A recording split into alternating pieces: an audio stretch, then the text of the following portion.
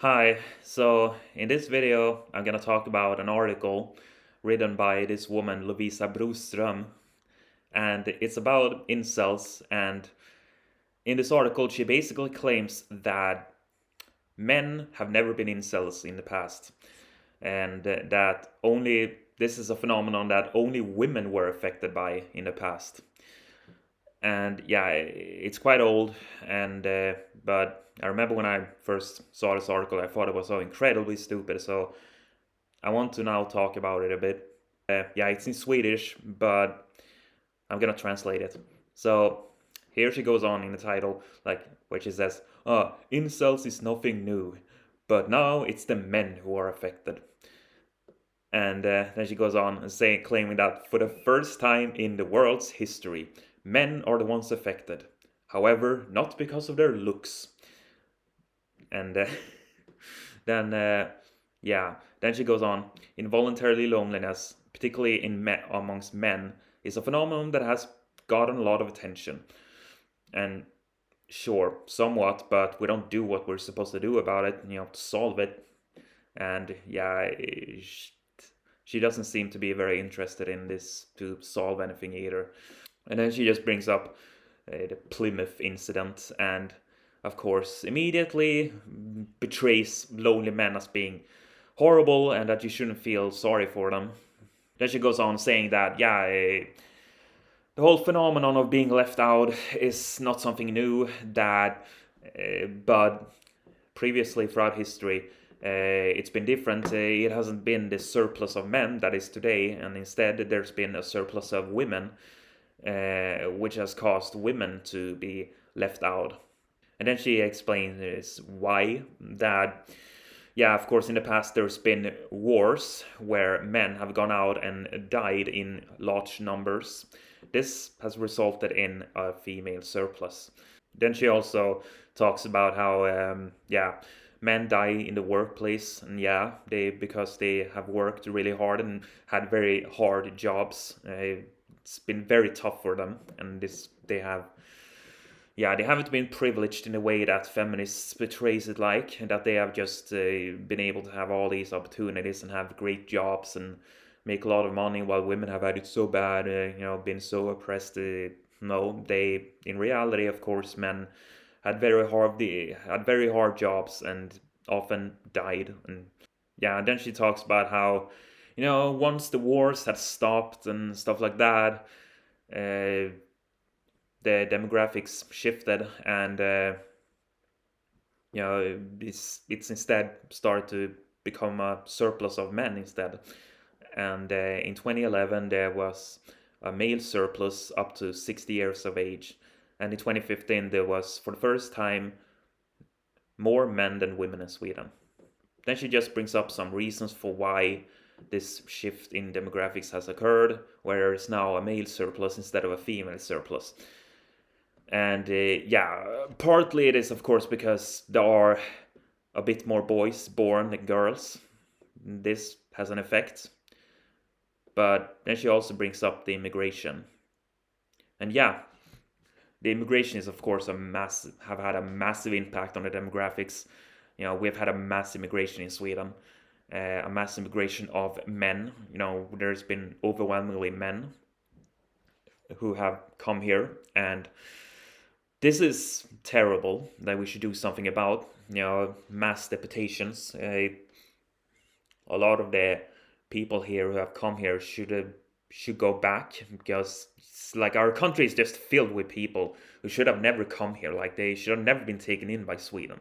So we need to fix that now, and we need to make sure that it's evenly distributed. Like immigrant men shouldn't be allowed to have sexual relationships with Swedish women, or at least it should be the case that it should be evenly distributed. So there are as many Swedish men together with immigrant women as there are Swedish women together with immigrant men. They should at least be evenly distributed, and we should make sure that that's the case, because it's not right that immigrant men come here and take the Swedish women here and make so that Swedish men can't get any and become incels. That's not right. It's disgusting the way they have had this matriarchal mass immigration of men, which has increased women's sexual power enormously, even further than the already, even greater than the already is. They have just increased their sexual powers even further, and they can just live in complete luxury where they can just select and feast, while men are being left out. A lot of men are being left out and can't get anything at all. That's terrible. Like you can't have a surplus of men like this. We shouldn't have an immigration like this. And it's disgusting. We should do something about that.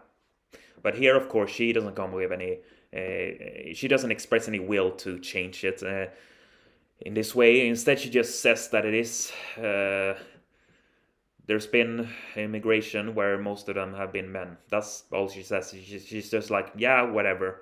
It is what it is. She doesn't express any will to change it, like to improve this situation and make so that there's not this surplus of men and that we should do something about it. She doesn't say that at all, of course. And then she goes on saying, claiming that incel men think that it's only about looks, that which is of course not true. Yeah, they say that it's a lot about looks, but they don't say that it's only about looks. But here she claims that, and then she claims that research shows otherwise, and that then she brings up that this guy Bo Rothstein, who she claims has shown that unemployment and the lack of education is the real reasons for why men are being rejected by women. And I guess this is what she refers to when she says that, like the twice rejected by Bo Rothstein. So this is a text where he just write about how something there's been great changes in education, and that women are way more successful in education. There are way more women than men studying at universities, and they take over a lot of the high status jobs, and this can have effects. And women tend to don't select men who have a lower education level or lower social status than themselves, and this can cause a lot of men to be rejected due to how they are not as successful in education. And then he brings up some numbers. He claims that the statistics shows that of men between 25 and 45, the ones who got an academic occupation, the probability of living in a household with kids is 73%. And for those who have an LO occupation, it is 50%. And for those who are unemployed, it's 23%. But for women in this same age category and these same occupations, there's no difference. Here it is around 75% for all of them. So for women, there's no correlation at all with what kind of occupation they have. But for men, it has a very big correlation to the likelihood of them living in a household with kids. But that is what they show. That is what it is about. If they live in a household with kids, it doesn't say anything about their general sexual success. Yeah, I mean, which it also says, which it also points out that it doesn't really say if they have been rejected or if they have chosen to leave or anything. Who are the fathers to all these kids, that the women have, regardless of their occupation. I mean, it doesn't say anything about that. It doesn't really say anything about their general sexual success. It's obviously very manipulative, these numbers. It can be used in a very manipulative way, where you can just come with these assumptions about general sexual success that you can't really make through these numbers. I mean, obvious questions if you want to know someone's sexual success would rather be to ask if they have sex or if they have a relationship or if they have kids. Those are more obvious questions. Instead, you just choose to ask this question about whether or not they live in a household with kids. Like, why do you do that? Why is that the question? That's strange. But that's how it is here. But so yeah, Louise makes it seem like this is some kind of evidence of that looks doesn't matter. Like, only because there it might, which is ridiculous. Like, only because there is some correlation between occupation and education, it doesn't mean that that explains everything, and it doesn't make any conclusions about general sexual success and other correlations. And it doesn't say anything about if looks matters as well, which it obviously does. But she makes it seem like that's the case. And then also, of course, you need to consider causation. When people talk about incels and stuff like that and look at different kind of statistics, they so often just go by correlations, and they don't care about causation. What causes what. They don't go in further investigation when it comes to that. I mean, and this is very relevant in this case, like when you talk about the money and status and education, because it can very well be the other way around, that they are incels to begin with, and this can prevent them from succeeding in education and in at the job market and stuff like that. It can affect all aspects of their life. The miserable life of being an incel can have very severe negative effects on your life and your ability to succeed.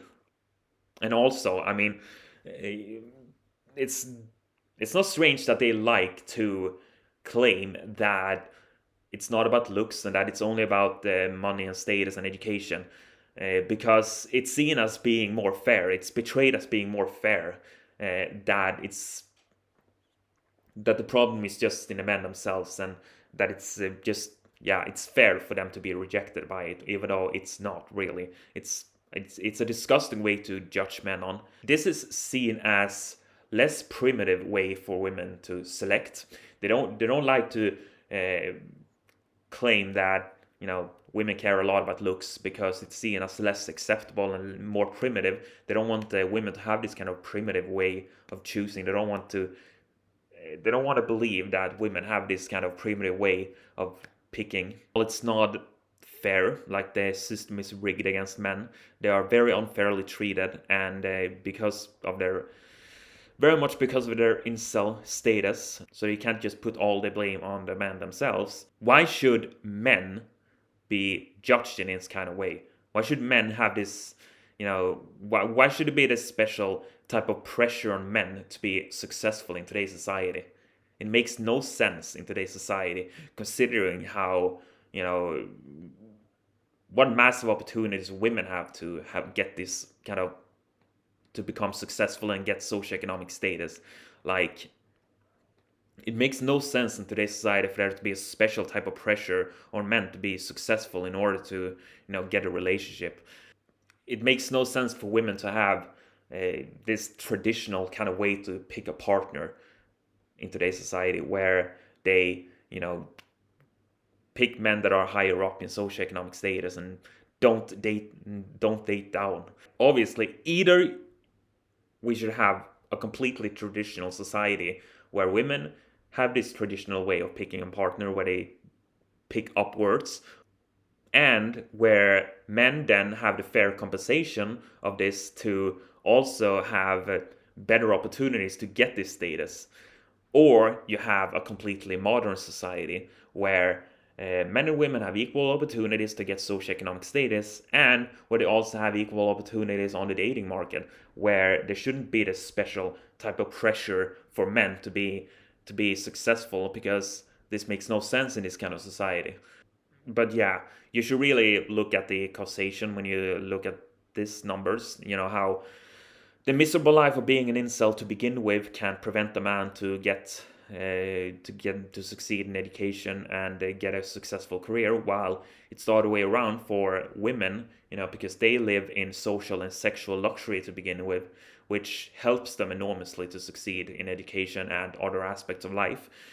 So yeah, you should look at causation when you talk about these things. When you talk about the correlation between status, socioeconomic status, and education and inceldom, like you really need to look at causation here, but they often don't. Instead, they just make their own uh, ignorant, false assumptions of what causes what, where they just put all the blames on the men themselves and claim that it's okay and fair for them to get rejected. Anyway, so then she just goes on here at the end and claim that, yeah, centuries of gender imbalance to the women's disadvantage has now changed. And yeah, a lot of men don't appreciate this change. And that's not surprising, no, of course. And that we should worry about, the effects of this. And yeah, she just says that we should worry. And she just is so incredibly cold. She doesn't express any kind of will to improve things for men, like to make it more better and more fair. Instead, she just betrays it like it's fair, like men's position is fair, that it's fair for them to be incels now because there was a female surplus in the past and that women were involuntarily celibate in the past, even though this is absurd. I mean, first of all, yeah, of course, she also betrays it like it has been the same men, and that men who live today have experienced a change where they had it good in the past and now they have it bad, and that they're not happy about that, even though they have not really experienced any change. They have not been privileged in the past sexually. They have not experienced this kind of surplus of women in the past because it was not the same men who lived in the past. And also, it's so there's no change for men. There's no change for men to be angry about. And also, you can't compare these different times. Like, it was a completely different time with completely different reasons for this surplus. Like, the reason for the female surplus in the past was that men were dying. They went to wars and died. They worked and died and had just very tough lives.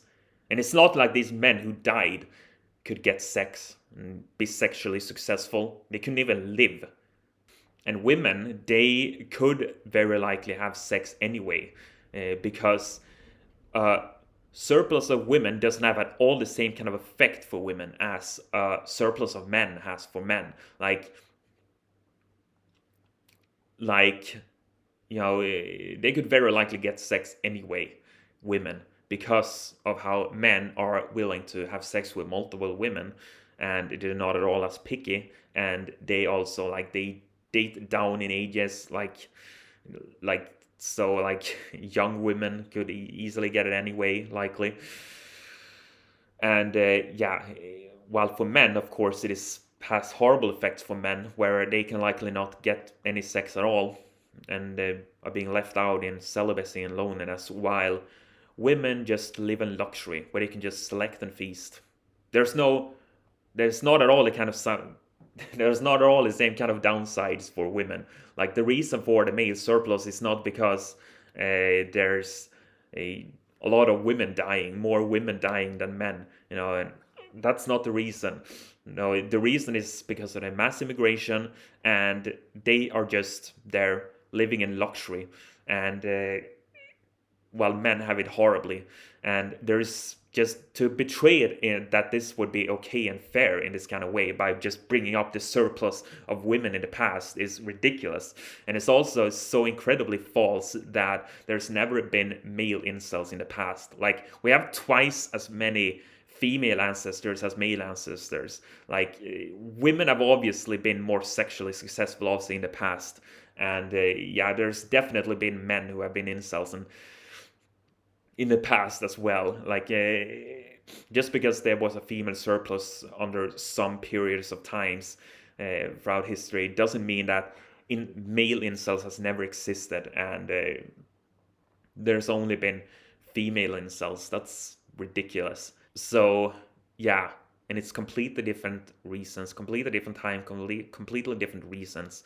You can't compare them. So don't get fooled to think that it would in any way be okay and fair for men to be incels today, because there has been some time in the past where there's been a surplus of women, because it certainly isn't. It makes no sense. It's ridiculous. And yeah, but I'm not surprised that a privileged woman claims this. Like, this woman, Lovisa, has obviously, she's lived in complete luxury her whole life.